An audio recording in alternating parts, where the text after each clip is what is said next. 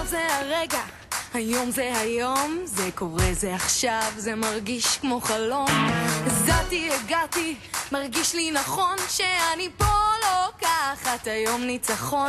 לא אתמול, לא שלשום, לא אולי, לא מחר, תביטו עליי ותראו שאפשר.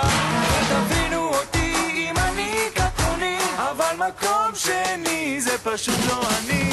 מקום שני זה לא אני, אני רוצה הכי חזק והכי גבוה. מקום שלישי הוא קצת טיפשי, אתם הולכים עליי כל כך לשמור. מקום שני זה לא אני, אם אין מקום ראשון עדיף נלך לישון.